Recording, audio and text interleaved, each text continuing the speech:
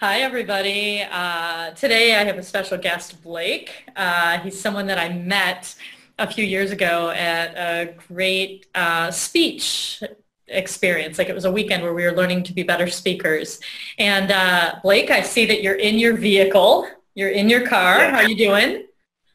I'm doing well. Self-driving cars are awesome, but I don't have one, so I'm just in a parking lot. And then it looks like you got some extra lighting options there. I do. That's the beauty of being in a car around dusk. Well, thank you for being willing to ask your communication questions so other people can learn. What's on your mind? I was thinking recently, I'm currently 32 years old, and I find that my peer group, it seems like something happens when my friends turn 30 that an ongoing conversation with a lot of my relationships is people are wondering how do you sort of reduce a relationship or even eliminate a relationship that isn't bad necessarily, but that is no longer aligned with who you are and what is important to you and what is best for you, and perhaps is a conversation or a relationship that you're holding on to it because once upon a time you were great friends. But every time you connect, it's like you're going back in time because you have nothing in common these days. So the question is just around how do you reduce or end those relationships that aren't bad but aren't really good anymore for who you are and what you're up to. Well, I think that's a great question, and I actually think that it changes almost every decade of our lives, really. But what you're speaking to is there's people that you've grown up with and people who have known you through time. And, you know, if you think back about to the beginning, when someone wanted to play outside with you, all that mattered was that they wanted to play. Yeah. And if you wanted to play and your mom would let you out and, you know, you could go do it, it was like, oh, yeah, me too, right? Like, hey, let's do it. Now, as we get older, you're really speaking about, I think this happens a lot in middle school, high school is the first time it really starts to separate, where what we're really interested in is, first of all, like our parents, getting our parents and our family's attention. And then something happens in middle school and high school where it shifts to wanting our peers' attention. Hmm. And it also is a time where we start making pretty difficult decisions. And so even though we've gone to school with someone since kindergarten, but now we're heading into high school, even though we've known them a really long time, our interests that are starting to develop, and as we develop into who we are, start to deviate a little bit. And you start to realize like, oh yeah, it was fine to play with this person when I was young, but we don't actually value the same things anymore. Yeah. And then as you move out of, you know, high school and into college, you know, in college, everyone wants to, you know, go to class, go to the bar, go to, you know, like whatever it is. But you have some common interests, like with a bunch of people who are at college, right? But after that, it's interesting because I do think around 30 years old, it's a common time for people to start doing a little more self-reflection and personal growth. And in that space, you start to get really clear about the types of conversations you enjoy having. You notice in interactions with people that just a bunch of beer and a night out at the bar doesn't really feel as fulfilling as it used to, not to mention you wake up with a worse hangover that you can't get over. You know, so your body starts changing and your nuancing of who you are begins to change. And then what I tell you is after my 30s into my 40s, it got even more nuanced. You know, like who I choose to spend my time with, how that aligns. I'm much clearer about who I am. So this idea that you're speaking about, which is like, what do I do when I outgrow relationships? Like, what do you do with that? The first thing is around knowing what you value, and also tuning in to when something, you leave a situation and it just drains you of energy or it doesn't really feel as inspiring as it used to feel. There's a little bit of sadness in that. There's a little bit of sadness sometimes in letting go. So what I'd say there is, it's if both people, I don't know what just happened in your video. I got a phone call, but I hung up on them. So the idea there is really about the conversation. Sometimes it just naturally happens and there's nothing you need to do about it. But sometimes the other people, nothing's changed for them. They still enjoy hanging out with you. They still want to go to the bar. They still want to do whatever it is that they want to do. And you're the one who's changing.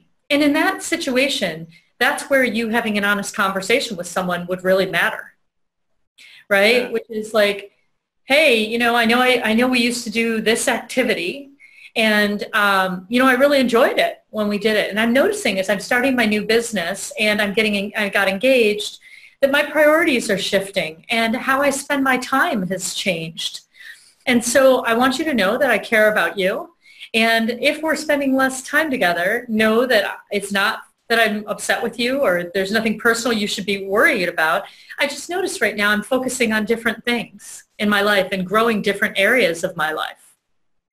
So it would be some sort of an acknowledgement like that, and have you noticed that? I always end those kinds of statements with a little bit of a question. Yeah, well, I've noticed you've been a little distant. I noticed when I used to be much more available before, you got engaged and now you're not as available. Yeah, it's so true that things are changing. And what I want you to know is how much I have valued our time together, and that as I grow and change, I'm sure we'll figure out what the best way and amount of time is for us to stay connected. And it might be that it's a less amount of time, and it might be that it's no amount of time. You don't know yet. Yeah. So how does that sound?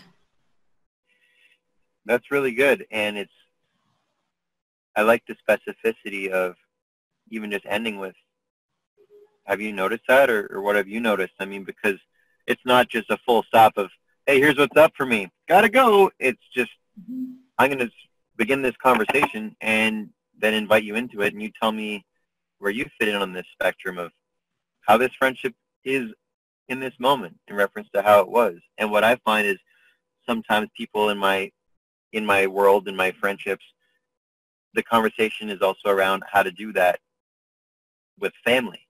Because it's one thing if it's, oh, we're no longer in grade 8. Yeah. But what if it's, well, it's no longer 20 years ago, and the dynamic is very different on the family front than it once was, but they are still family. Yeah, they are still family. And I think there's, it's really interesting, Blake. So I spoke in New Zealand last year, and I decided to take my parents with me. And they hadn't really seen me speak on a big stage and all of that. And so I took them with me. And I have to tell you, we are on a trip in New Zealand because I am speaking at a conference. And my father says to me, you didn't eat your green beans. Like, you need to eat your green beans. We're like at a dinner. We're at a dinner. There are other people here, right? I was like, Dad, right. I got this handled. Like, handled, please. Like, it's so fascinating, actually. So I think there's good news and bad news. I mean, I think the bad news is I'm always his baby girl. Right. And the good news is if I cannot take it so personally that it somehow means I haven't grown up or I'm not this adult or whatever it is, I can handle it in a way that allows him to try and, see the transition that's happening or not. And me to at least with grace and ease be like, oh my goodness, I just brought my parents to this event. Yes. Right. And everybody they just started laughing, and they're like, you know what, Neha, like every one of us has parents that still think we're a kid. And I bet you if they were 90 and we were 70, they would still think we were a kid. Yeah. So I think that's really a good story. True.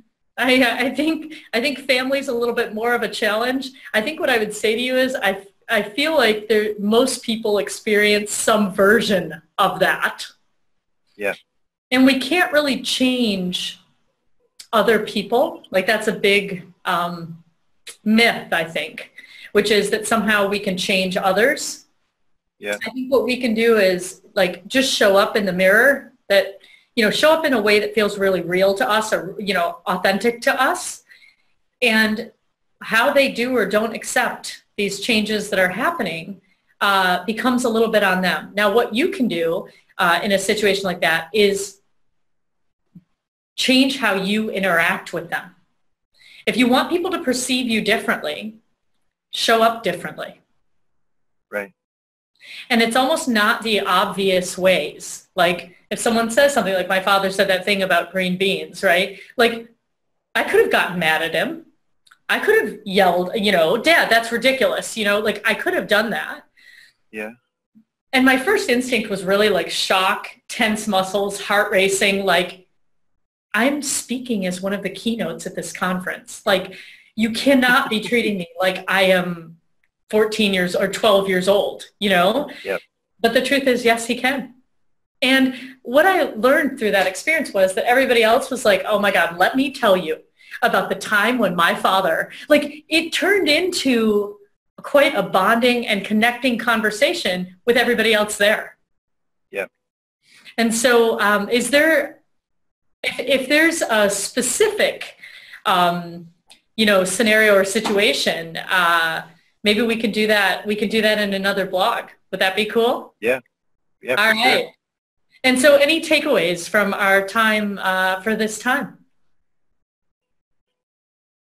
I think your story about the eating your beans as the international guru that you are, being invited to lead these professionals in their own right, that's such a sweet story. And also the takeaway being, I think if there's these forums where we can all put our green bean story into the middle, and then when the moment others acknowledge that by sharing theirs, things just get quite clear. On the topic of parents, my dad told me once, and maybe this is from somewhere else, but he said if everyone sat in a circle and threw their problems in the middle, everyone would almost guaranteed take their own problems back.